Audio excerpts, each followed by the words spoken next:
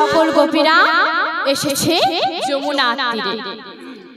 তাই সেই যমুনার তীরে এসে নিজেদের অঙ্গের বসন ভূষণগুলি নামিয়ে রেখেছে ওই তীরের ওপরে। তাই আজ পদকর্তা কি বলছে, আর এদিকে তখন আমার শ্রীকৃষ্ণ বলছেন যে যমুনা তুমি আরো বেগবতী যেন ওই গোপীদের বস্ত্র খুলি সরে যায়। তাই তখন আমার পদকর্তা বলছেন করে কেলি ব্রজ গোপী করে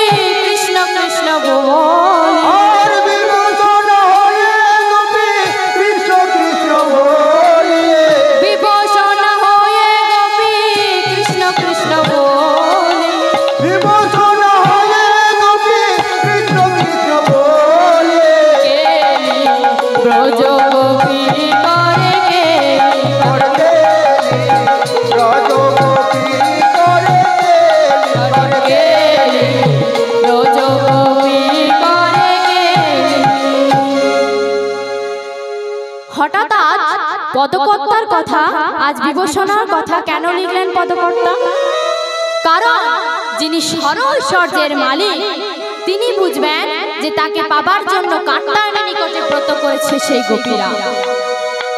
তখন আমার গোবিন্দ বলছে তাহলে আমি একবার পরীক্ষা করে দেখি গোপীরা আমায় মনপ্রাণ ইন্দ্রিয়কুল অর্পণ করতে পেরেছে কিনা। তাই আজ ওই তীরে যতগুলো বসন ছিল গোপীদের সব নিয়ে এসে ওই কদম্ব বৃক্ষের ডালে পৃথক পৃথক ভাবে ঝুলিয়ে রেখেছে। তাই আমার শ্রীকৃষ্ণ আজ বংশীধ্বনি করছে শোনে কয়না কথা লড়াই না মাথা কদম্বের ওই ডালে। শুনে কয়না কথা লড়াই না মাথা কদম্বের ওই ডালে। কয়না কথা লড়াই না মাথা কদম্বের ওই ডালে। শুনে কয়না কথা লড়াই না মাথা কদম্বের ওই ডালে। মন হরিষে বাজাই বাঁশি বসন রাখি তুলে। মন হরিষে বাজাই বাঁশি বসন রাখি তুলে। মন হরিষে বাজাই বাঁশি বসন রাখি তুলে। মন হরিষে বাজাই বাঁশি বসন রাখি তুলে। কয়না কথা লড়াই না মাথা কদম্বের ওই ডালে। কয়না কথা লড়াই না মাথা কদম্বের ওই ডালে। কয়না কথা লড়াই না মাথা কদম্বের ওই ডালে। কয়না কথা লড়াই না মাথা কদম্বের ওই ডালে। তখন গোপীরা বলছে কোথা থেকে বংশীধ্বনি হচ্ছে। তাই সকল গোপী এদিকে ওদিকে তাকিয়ে দেখছে কেউ কোথাও নেই। তখন আরেক গোপী বলছে দেখ আমাদের বসন তীরে তো বসন নাই। তাই আরেক গোপী তখন বলছে ওই দেখ কদম ডালে ওই দেখ কদম ডালে কালা। কদম ডালে কদম ডালে কালা। সলচিত ব্রজবালা কদম ডালে কালা। সলচিত ব্রজবালা কদম ডালে কালা। তাই আজ ওই শ্রীকৃষ্ণকে দর্শন করে কেউ অর্ধঙ্গ জলে কেউ অর্ধঙ্গ স্থলে। আবার কোন গোপী নিজের এক হাত দিয়ে লজ্জা নিবারণ করছে আর এক হাত দিয়ে আমার গোবিন্দকে ডাকছে দাউ কালাচা বসন দাও হে। দাও কালা চাঁদ বসন দাও হে। দাও কালাচা বসন দাও হে। উঠে দাও কালা চাঁদ বসন দাও হে। বসন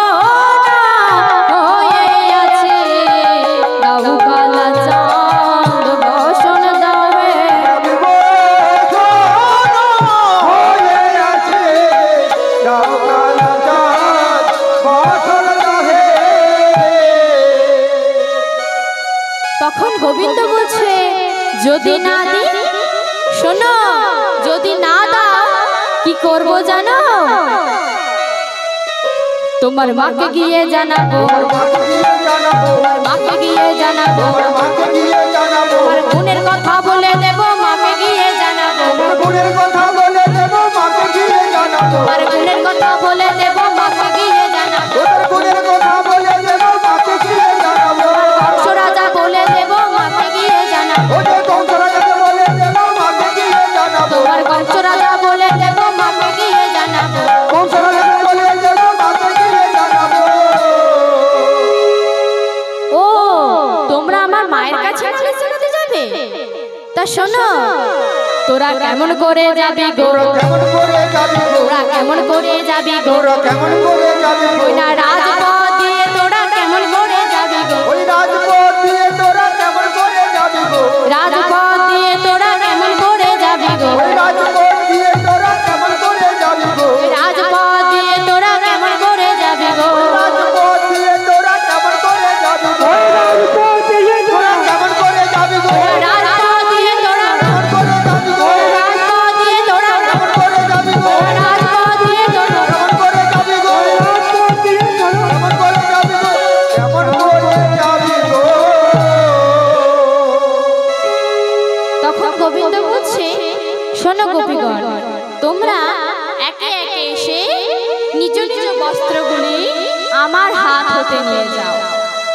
তখন আরেক গোপী বলছে ছি ছি ও কালো সোনা,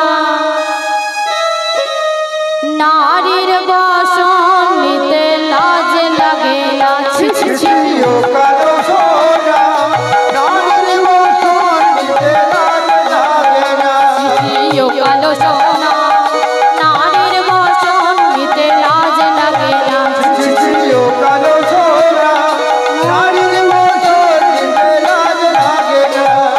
আমরা ব্রজের কুলবালা, আমরা ব্রজের কুলবালা, আমরা ব্রজের কুলবালা, আমরা ব্রজের কুলবালা, তা কি তুমি জানো না? ছি ছি ছি ও কালো সোনা, নারীর বসন নিতে লাজ লাগে, ছি ছি ছি ও কালো সোনা, নারীর বসন নিতে লাজ লাগে না। ও কালো সোনা, নারীর বসন নিতে লাজ লাগে না, ছি ছি ছি ও কালো সোনা, নারীর বসন নিতে লাজ লাগে না। হে ব্রজগোপীগণ, ওই গোপীরা আজ 1 বছর কাল ধরে কাত্যায়নের নিকটে ব্রত করেছে, তাই আজ আমার গোবিন্দ বলছে শোনো তোমাদের মনের বাঞ্ছা আমি পূর্ণ করব, কিন্তু আরেকটা কথা শুনে রাখো, এখন যাও যাও গোপী ও ফিরে যাও হে, এখন যাও যাও গোপী, ও ফিরে যাও হে। যাও যাও গোপী ও ফিরে যাও হে, এখন যাও যাও গোপী, ও ফিরে যাও হে। মনের আশা পূর্ণ হয়, যাও যাও গোপী ও ফিরে যাও হে, তোমার মনের আশা পূর্ণ হবে। এখন যাও যাও গোপী, ও ফিরে যাও হে। শোনো তোমরা স্বামী লজ্জা দান করে লজ্জা নিবারণ করেছো, তাই তোমাদের দত্ত অপহরণ হয়েছে। তখন আমার সেই গোপীরা বলছে হ্যাঁ গোবিন্দ তুমি ঠিকই বলেছো, আমাদের দত্ত অপহরণ হয়েছে। তখন আমার গোবিন্দ বলছে আরেকটা কথা শোনো, তোমরা ওই তপন তনয়াতে বিভূষণা হয়ে জলকে নিতে নেমেছি, তাই তোমরা ওই সূর্যের কাছেও অপরাধী। তাই এই পাপ খণ্ডন করার জন্য তোমরা 2টি বাহু তোলো আর আমার সঙ্গে বলো গোবিন্দ চরণে শোপে দিল রে, ও যে গোবিন্দ চরণে শোপে দিল রে, গোবিন্দ চরণে শোপে দিল রে, গোবিন্দ চরণে শোপে দিল রে। দেহ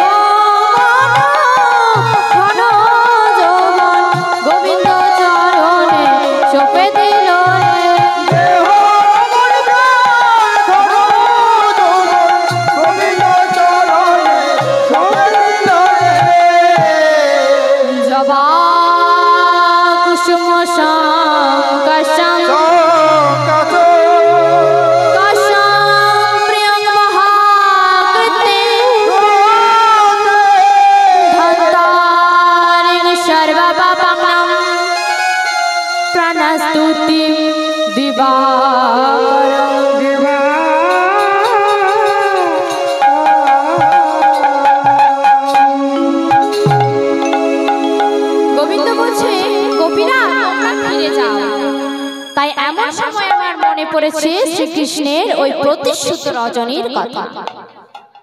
তাই এবার বেলি অবসর বাঁশিটি হাতে লয়ে চলেছে যমুনার তীরে।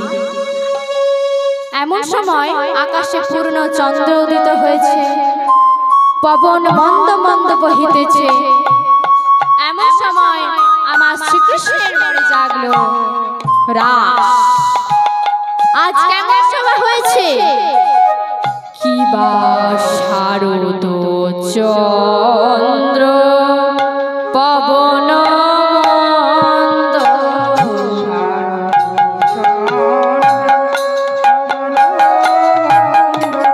শারদ চন্দ্র পবন মন্দ,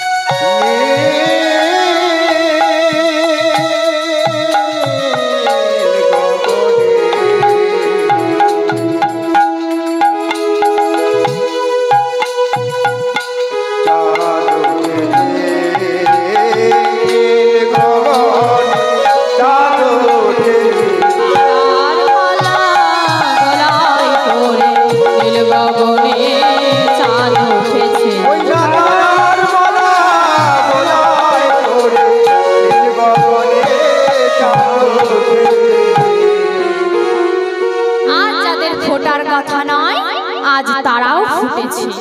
তাই আজ মধুকররা কি বলছে? ঝরে পড়ো না, ঝরে পড়ো না, ঝরে পড়ো না, তোমরা ঝরে পড়ো না, ফুটেছ যখন ঝরে পড়ো না, ফুটেছ যখন ঝরে পড়ো না, ঝরে পড়লে গোবিন্দ সেবায় লাগে না, ফুটেছ যখন ঝরে পড়ো না, পড়লে গোবিন্দ সেবায় লাগে না, ফুটেছ যখন ঝরে পড়ো না। এখানে মা একটা কথা জানার আছে। গোবিন্দ যখন রাজ করেছিল শরৎকাল হেমন্তের প্রথম মাস, তাই এই মল্লিকা, মালতী, জুথি এদের সাধারণত ফোটার সময় হয়, কিন্তু এরাও ফুটেছে। তাই আজ আমার মধুকররা কি গান গাইছে? লাখে লাখে ঝাঁকে ঝাঁকে অলিগঞ্জ ধেয়ে আসে,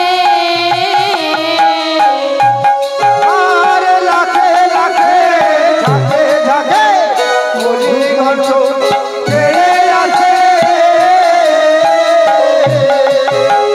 লাখে লাখে ঝাঁকে ঝাঁকে অলিগঞ্জ ধেয়ে আসে, আর লাখে লাখে ঝাঁকে ঝাঁকে অলিগঞ্জ ধেয়ে আসে, তারা ফুলের মধু পান করবে বল, তারা ফুলের মধু পান করবে বলে, ফুলের মধু পান করবে বল, তারা ফুলের মধু পান করবে বলে, এ ফুলে আরো ফুলেতে তারা ফুলের মধু পান করবে বল। তারা এ ফুলে আরো ফুলে তারা ফুলের মধু পান করবে বলে।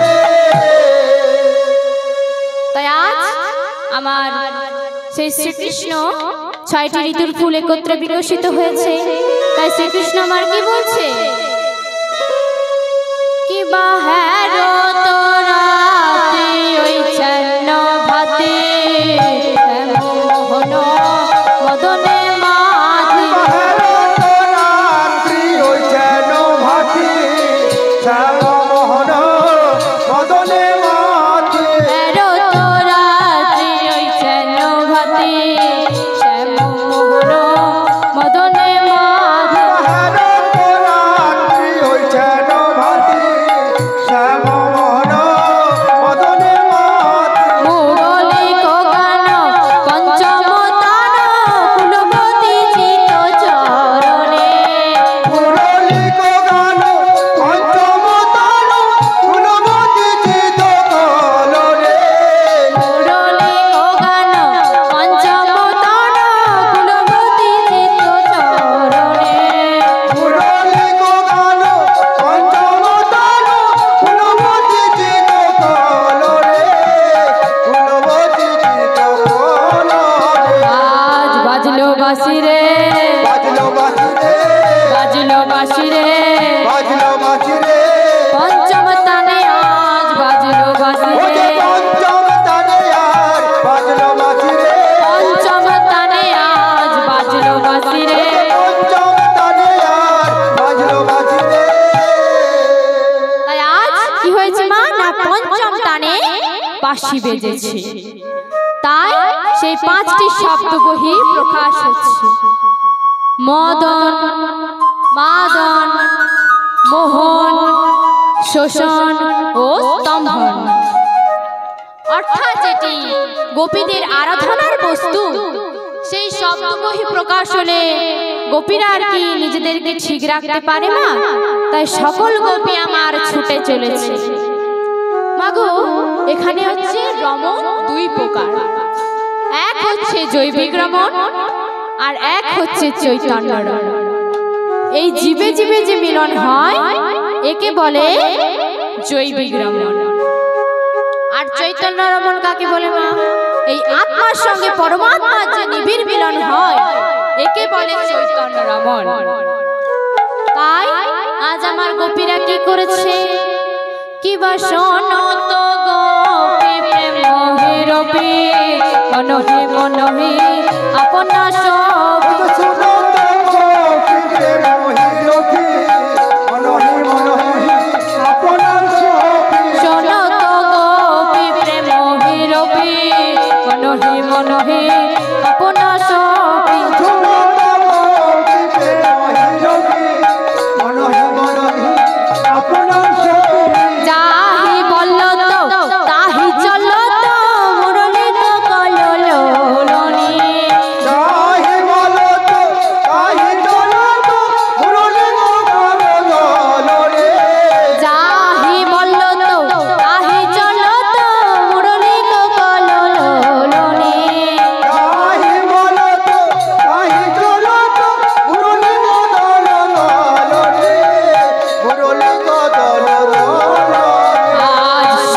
দিল রে সপে দিল রে দেহ মন ধন যৌবন সপে দিল রে দেহ মন ধন যৌবন সপে দিল রে।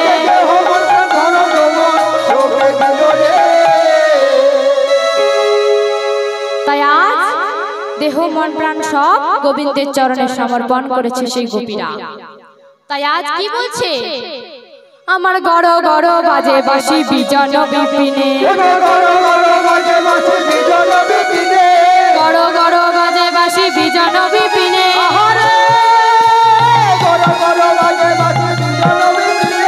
যার যেমন মনের ভাব সেই তেমন শোনে, যার যেমন মনের ভাব সেই তেমন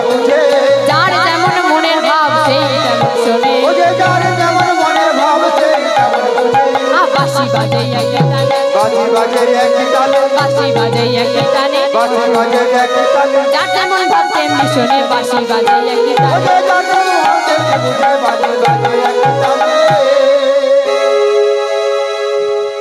কোন গোপী শিশু কোলে দুগ্ধ করায়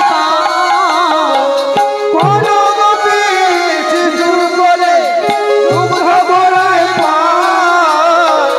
কোন গোপী শিশু কোলে দুগ্ধ করায় কোন গোপী শিশু কোলে দুগ্ধ করায় হেন গালে বাজে বাঁশি লোলে রাধার নাম, বাঁশি বাজে হেন গালে বাজে বাঁশি লোলে তারে কোন গোপী শিশু ফেলে গমন করিল, কোন গোপী শিশু ফেলে গমন করিল কোন গোপী শিশু ফেলে গমন করিল, কোন গোপী শিশু ফেলে গমন করিল অহরহ শ্যামের বাঁশি বাজিতে লাগিল, বাঁশি বাজে অহরহ শ্যামের বাঁশি বাজিতে লাগিল বাঁশি বাজে অহরহ শ্যামের বাঁশি বাজিতে লাগিল, বাজি বাজে অহরহ শ্যামের বাঁশি বাজিতে লাগিল। এখানে মা একটা কথা জানার আছে, গোবিন্দ যখন রাজ করেছিল তখন গোপীদের বয়স ছিল 8, 9, কারো বা 10 বছর। তাহলে ওদের শিশু কোথা থেকে এলো? না ভগ্নী বা ভাতৃদের শিশুকে কোলে লুয়ে গাভীর দুগ্ধ পান করাচ্ছিলেন। এমন সময় বংশীধ্বনি হয়েছে, তাই সকল গোপী আমার ছুটে চলেছে। আর এক গোপী কি করেছে মা? কোন গোপী দহন করিতেছিল বসি, কোন গোপী দহন করিতেছিল বসি, কোন গোপী দহন করিতেছিল বসি, কোন গোপী দহন করিতেছিল বসি, ভাণ্ড ফেলাইয়া খায় শোনে শ্যামের বাঁশি, বাঁশি বাজে অহরহ শ্যামের বাঁশি বাজিতে ভাণ্ড ফেলাইয়া খায় শোনে শ্যামের বাঁশি, বাজে ভাণ্ড ফেলায় যায় বাজে শ্যামের বাঁশি। তাই পদকর্তা বলছে, আরে গোপী আমার কি করেছে গো? ওরে এক গোপী দুর্বল সে চলিতে না পারে,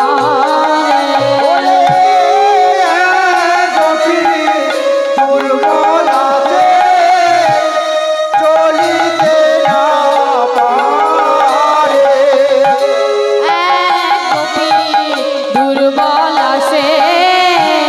চলিতে না পারে। ওরে গোপী দুর্বল আছে চলিতে না পারে। পথ হইতে তার সঙ্গে ধরে আনি ঘরে। পথ হতে তার সামনে ধরে আনে ঘরে। পথ হইতে তার সঙ্গে ধরে আনি ঘরে। পথ হতে তার সামনে ধরে আনে ঘরে। গৃহবধ করে তারে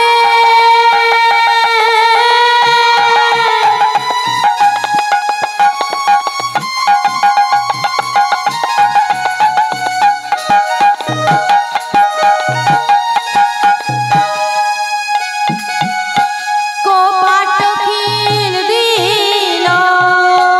গৃহবধ করে তারে কপটখিল দিল। কৃষ্ণ বলিয়া গোপী পরাণতে জিল। কৃষ্ণ বলিয়া গোপী পরাণতে জিল। কৃষ্ণ বলিয়া গোপী পরাণতে জিল। কৃষ্ণ বলিয়া গোপী পরাণতে জিল।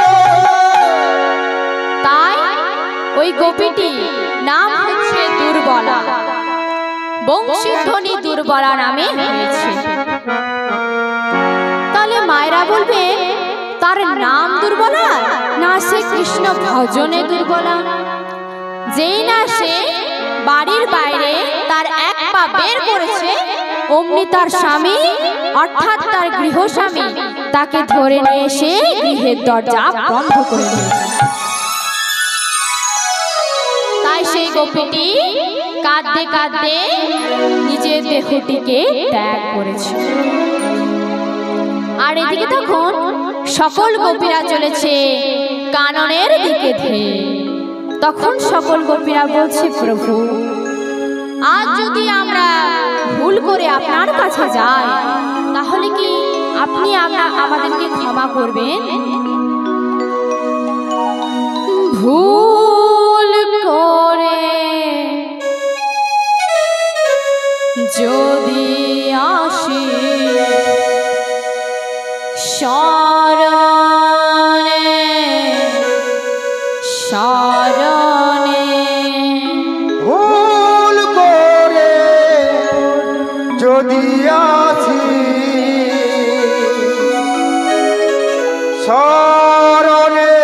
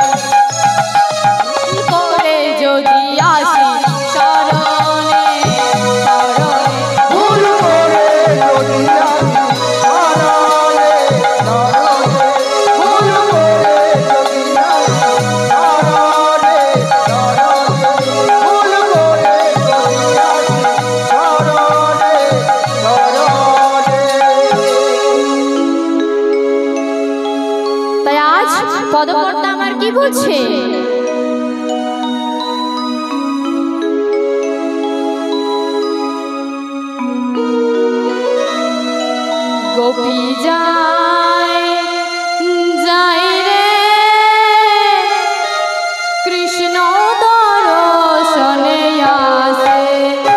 গোপী যায় যায় কৃষ্ণ দর্শনে আসে। গোপী যায় যায় রে কৃষ্ণ দর্শনে আসে। গোপী যায়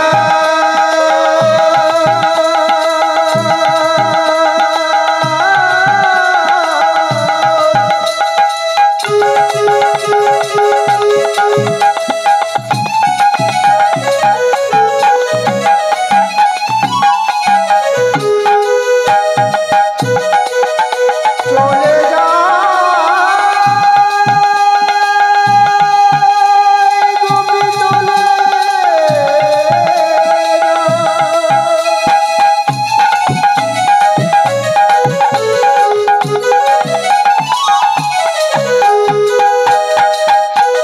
গোপী চলে গোপী চলে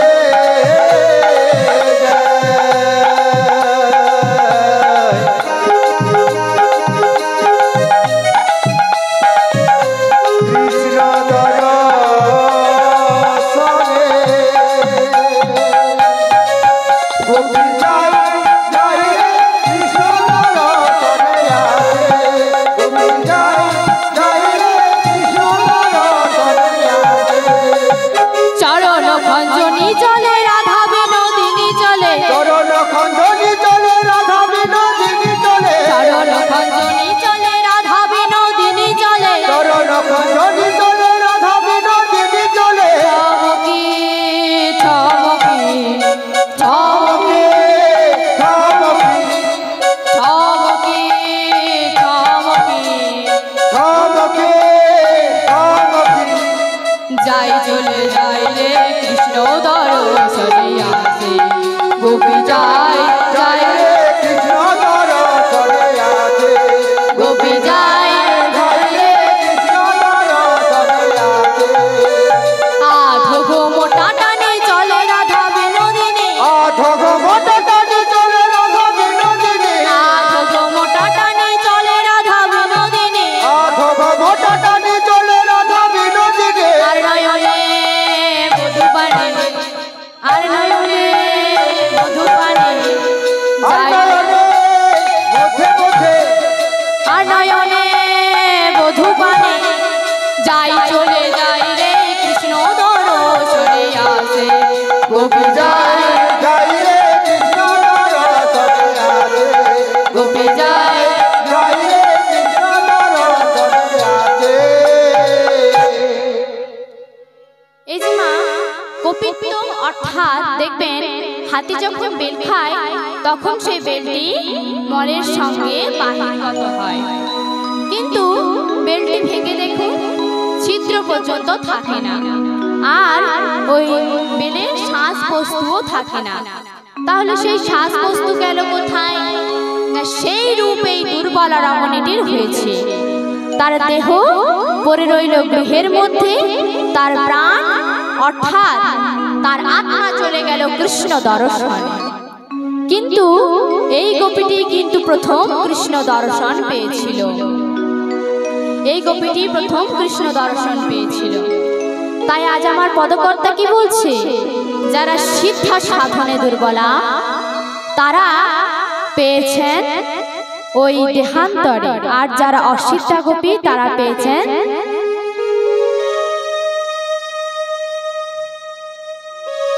যারা সিদ্ধা গোপী তারা সকলেই পেয়েছেন কৃষ্ণ দর্শন, আর যারা অসিদ্ধা গোপী তারা পেয়েছেন দেহান্তরে। তার প্রমাণ দিলেন।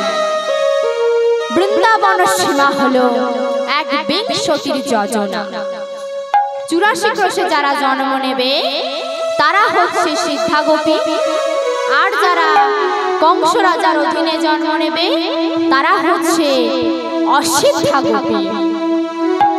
তাই আজ আমার রাধারানী সকল অষ্টজন সখীকে লয়ে আজ একটি নির্জন স্থানে বসে আছে। তখন মৃদু মৃদু বংশী ধ্বনি হচ্ছে।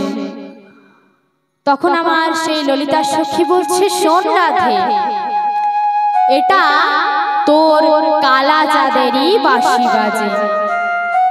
তখন আমার রাধারানী বলছে, শোন, এটা বাজে বাঁশি বাজে বাঁশি এটা বাজে বাজে বাজে বাজে বাজে বাঁশি বাজে বাঁশি এটা বাজে বাজে বাজে বাজে নয় রে কালা চাঁদের বাঁশি বাজে বাঁশি বাজে বাঁশি নয় রে কালা চাঁদের বাঁশি বাজে বাঁশি বাজে বাজে। তখন আমার রাধারানী বলছে এটা যদি আমার কালা চাঁদেরই বাঁশি হয় তাহলে ওকে বল একটু বাজায় রেখে বাজতে বল রে একটু বাজায় রেখে বাজতে বল বাজায় রেখে বাজতে বল রে একটু বাজায় রেখে বাজতে বল বাকি জনার মাঝে বাজায় রেখে বাজতে বল রে আমি থাকি গুরু জনার মাঝে বাজাই রেখে বাজতে বল। তাই আজ আমার সেই রাধারানী বলছে শোন আজ সকলে মিলে আমরা কৃষ্ণ দর্শনে যাব। আজ আমরা সকলে মিলে কৃষ্ণ দর্শনে যাব। তো আজ আমরা যখন কৃষ্ণ দর্শনে যাব আমরা খুব সুন্দর করে সাজব। তখন ললিতা সখী বলছে আজ আমি তোকে সাজিয়ে দেব। বলে না না আজকে তোকে সাজানোর দরকার নেই,